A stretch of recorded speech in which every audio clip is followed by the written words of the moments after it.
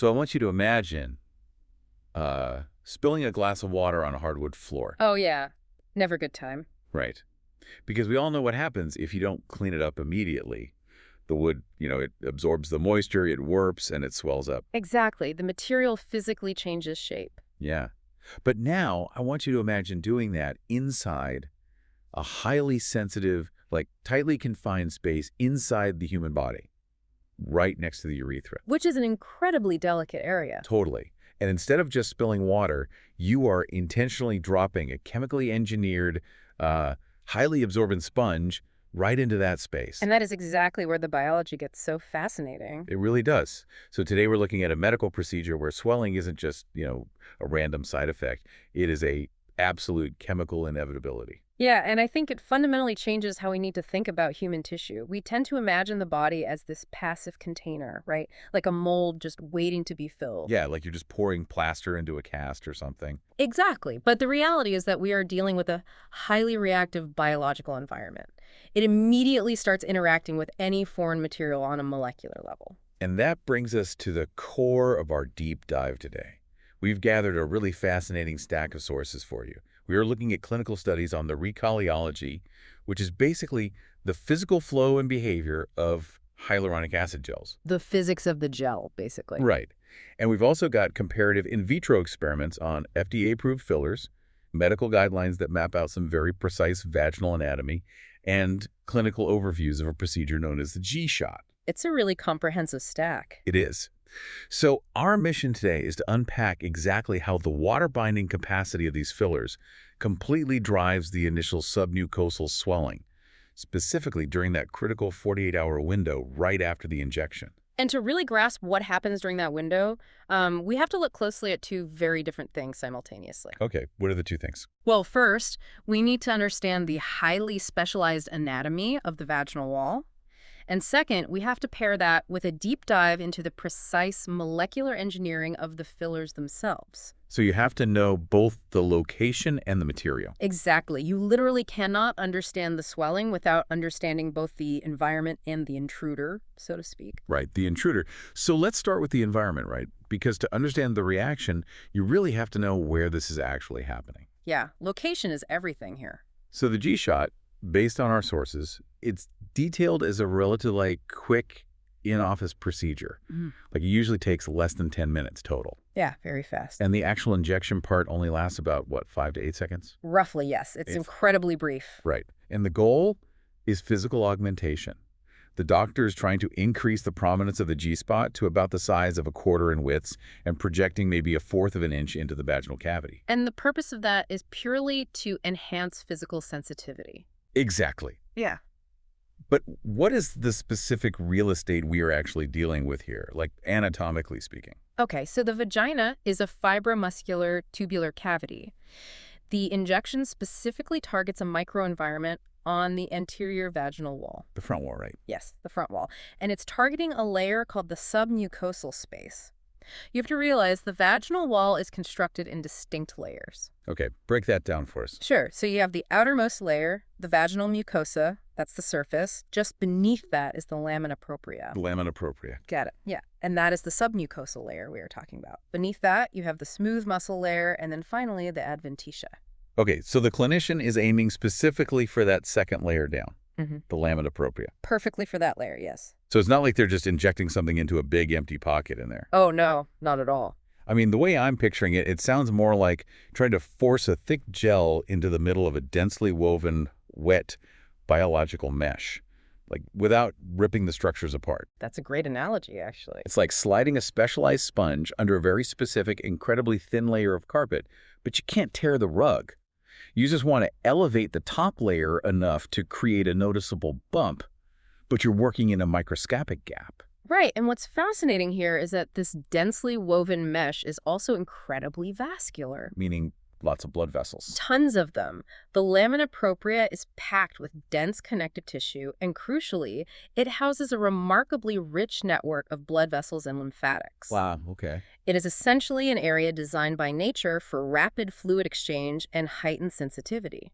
Okay, so if that tissue is so packed with blood vessels and nerves, It is absolutely going to freak out the second you introduce a needle, right? Oh, absolutely. The tissue is highly reactive. Let alone introducing a foreign substance. Yeah. Which kind of leads us to what is actually inside the syringe. Right. The filler itself. Yeah.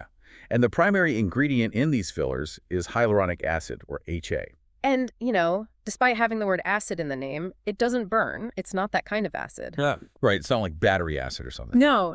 Hyaluronic acid is a naturally occurring linear glycosaminoglycan. Okay, big word. Glycosaminoglycan. What does that actually mean? Think of it as just a very long, complex chain of sugar molecules. That's all it really is. Oh, okay. Sugar chains. Yeah.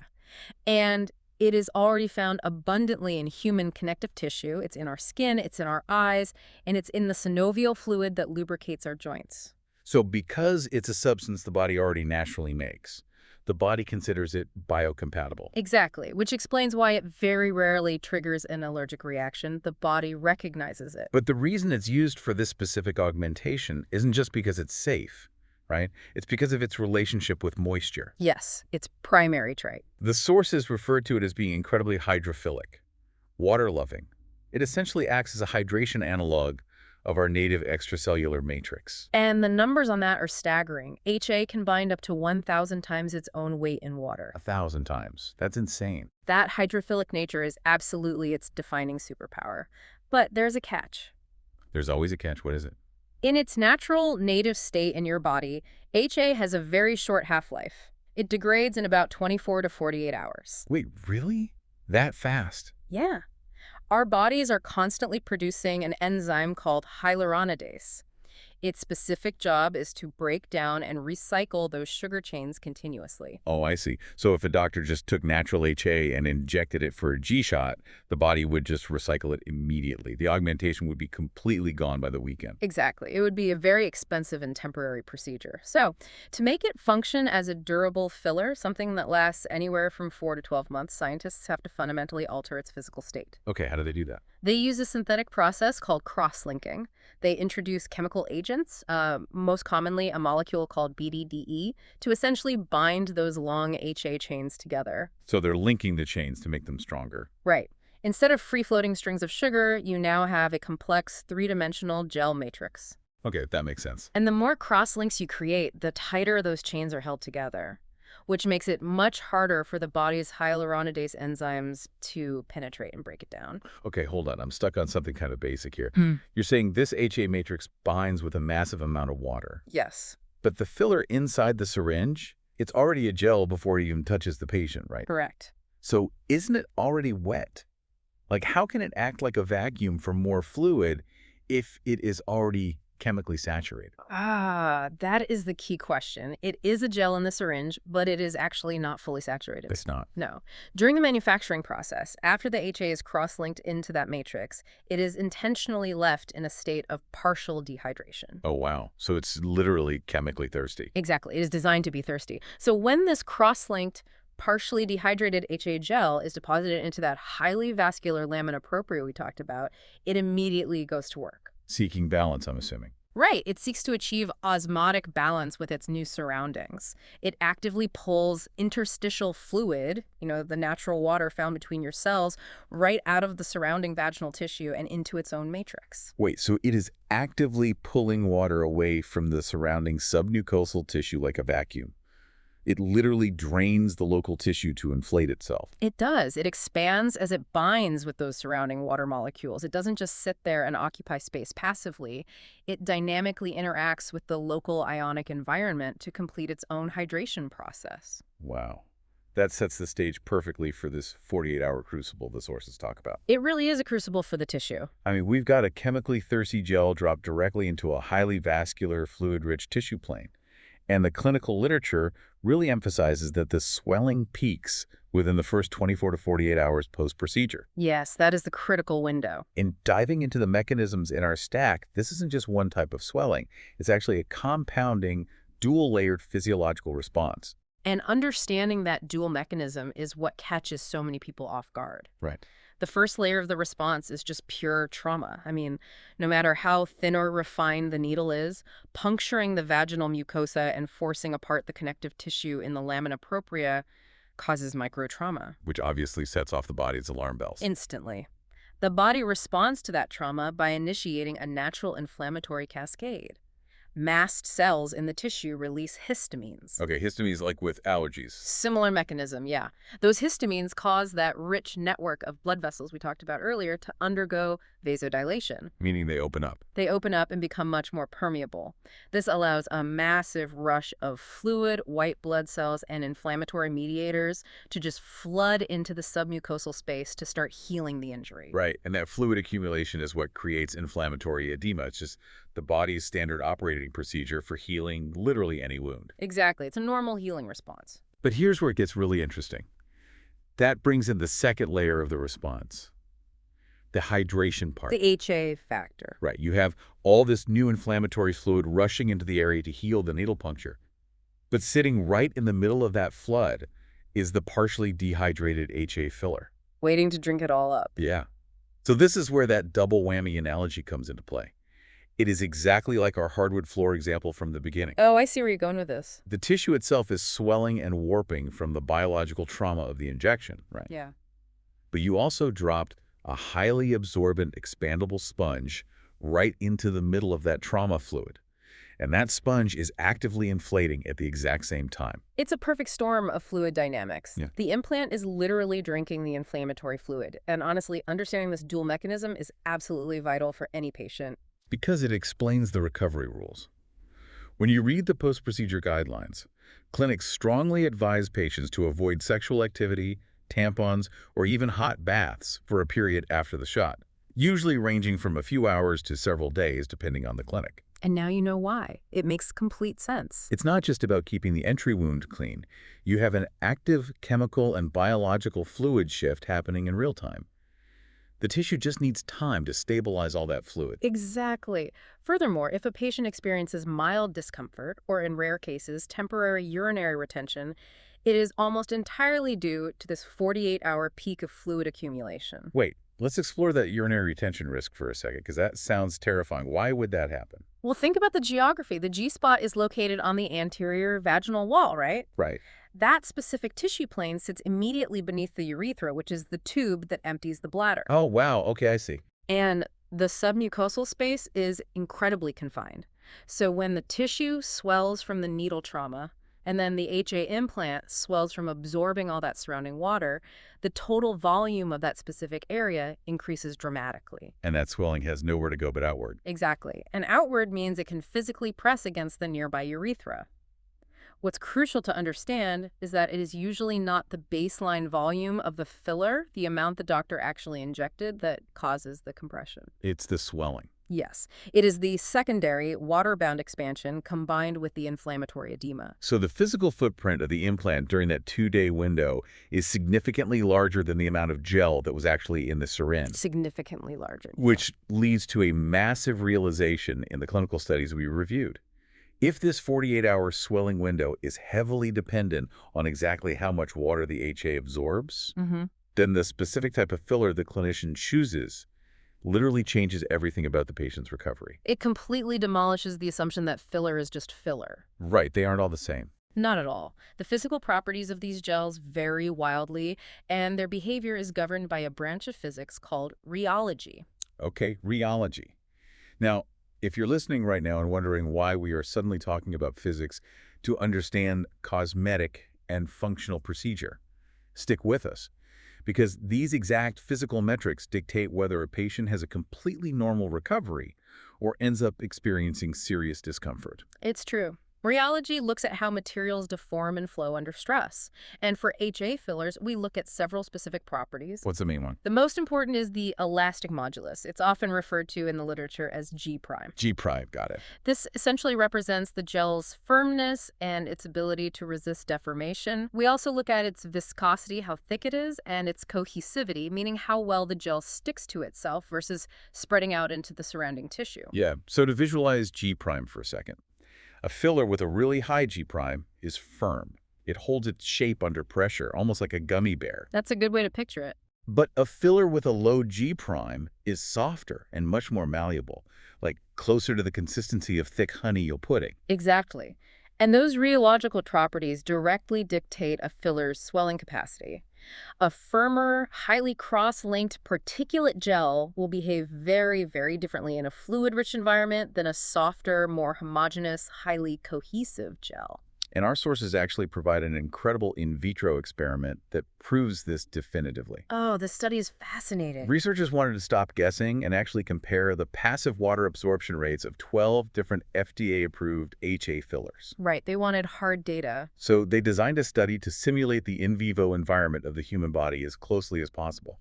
How did they set that up? Well, they loaded identical volumes of these 12 fillers into separate test tubes, but instead of just adding tap water, they added non-preserved normal saline Why saline? because it closely mimics the actual salinity and makeup of human interstitial fluid. And crucially, they didn't just let them sit on a lab bench at room temperature. Right, because our bodies aren't room temperature. Exactly. They placed all the tubes in a temperature-controlled incubator set strictly between 94.5 to 96 degrees Fahrenheit. Human body temperature. Yes. And they left them in there for a full month A whole month. Why so long? to allow the gels to reach their absolute maximum osmotic potential through passive diffusion. They wanted to see exactly how much fluid they could possibly drink up. Okay, so after a month, they obviously needed a way to measure exactly how much the gel had expanded by absorbing that saline. So they put the tubes in a centrifuge, Right. They spun them at 1,200 revolutions per minute for 12 straight minutes. which is incredibly specific. Why that specific speed and time? Well, the centrifugal force pushes the heavier hydrated gel matrix tightly to the very bottom of the tube, and that forces any excess unabsorbed saline to sit on top of it. Oh, that's clever. And to make the results totally undeniable visually, they used a tiny amount of blue dye in the saline beforehand. So after centrifuging, they could see a razor-sharp dividing line. You've got the clear swollen gel at the bottom and the blue unabsorbed fluid just resting on top. Exactly. The visual evidence was striking. And the variances between the different manufacturing technologies were massive. So what were the actual results? Who absorbed the most? Well, the results were definitive. Fillers utilizing NASHA technology, which stands for non-animal stabilized hyaluronic acid, absorbed the least amount of water. The least. Okay. Why is that? NASHA gels typically feature a higher G' and a particle-based structure. Their volume certainly expanded because it's still HA, but minimally compared to the rest of the field. Okay, so NASH is on the low swelling end. What's on the other end of the spectrum? On the high end, you had fillers using hyalocross and vicross technologies. Okay, and how are they different? These are engineered to have a more homogeneous, smooth gel matrix, and they have very different cross-linking efficiencies. Because of that architecture, they absorbed significantly more water. And with the Vicross fillers specifically, the data showed that water absorption actually increased in direct relation to the concentration of hyaluronic acid in the product itself. So more HA equals more swelling. Exactly. The higher the HA concentration per milliliter, the more aggressive the swelling capacity. Okay, let's bring this all back to you, the listener, and what this actually means inside a real clinic. We are talking about the G-shot, which takes place in an incredibly confined, highly vascular sub-mucosal space right next to the urethra. Yes. So if a doctor uses a filler with a massive swelling capacity, like one of the high-concentration Vicross or Hyalocross products, does that 48-hour swelling window go from just being a minor inconvenience to an actual physiological problem? I mean, if we connect this to the bigger picture, it creates a tremendous clinical risk. It explains why filler selection is ultimately an anatomical and physiological decision, not just a brand preference based on what happens to be sitting in the clinic's inventory that day. Right, it's not just picking your favorite brand of toothpaste. Yeah. No, the clinician is walking a biomechanical tightrope. On one hand, they need a filler with a high enough G' enough firmness to actually provide physical lift against the pressure of the vaginal wall. Right, because if they inject something with a really low G', something too soft, the natural muscle tone of the tissue will just flatten it right out. And the augmentation just fails. It was pointless. Right. But if they achieve that firmness by choosing a filler that also happens to have a highly aggressive swelling capacity, well, the hydrophilic nature of that HA will pull in a massive volume of fluid during those first 48 hours. And in that tight submucosal space, that overswelling drastically increases the risk of compressing the urethra. Exactly. It drives up the likelihood of temporary urinary retention and significantly increases the patient's discomfort and tenderness. So the doctor literally has to balance the structural goal of the procedure against the chemical thirst of the molecule itself. That is the exact challenge. Based on that centrifuge experiment, choosing a product with a lower swelling capacity like the Nasher technologies we discussed would theoretically mitigate that aggressive fluid shift while still providing the firm structural projection needed for the augmentation. That makes total sense. It Yeah. really highlights that functional and aesthetic medicine at this level is just. It's a molecular negotiation. That's a beautiful way to phrase it, yes. You are negotiating with the body's natural fluids, its inflammatory responses, and the fundamental physics of the biomaterials you are introducing. It's all connected. So we've covered a tremendous amount of ground today, all the way from the microscopic architecture of the vaginal wall to the literal physics of water absorption. It's a lot to process. It is, but the major takeaway here is that the initial 48-hour swelling post-G-shot is absolutely not just the physical trauma of a needle puncture. Not at all. It is a complex, dual-layered event. It is driven by the hydrophilic, water-binding superpower of hyaluronic acid, pulling interstitial fluid right out of the tissue. And the severity of that event is entirely dictated by the specific rheological engineering of the chosen filler. The cross-linking, the G', the particle structure, all of it. Exactly. And for anyone listening, whether you are considering a cosmetic facial filler, exploring functional enhancements, or honestly just wanting to understand the materials modern medicine relies on, this knowledge is incredibly empowering. It really is. Understanding how these substances dynamically interact with human tissue completely changes the conversation you have with your doctor. You don't just ask what brand is in the syringe anymore. You ask why they chose that specific rheological profile for your specific anatomical needs. Knowing the why completely changes the power dynamic in the exam room. Yeah. You aren't just a passive participant anymore. Exactly. Well, before we wrap up, I do want to leave you with a final thought to kind of mull over.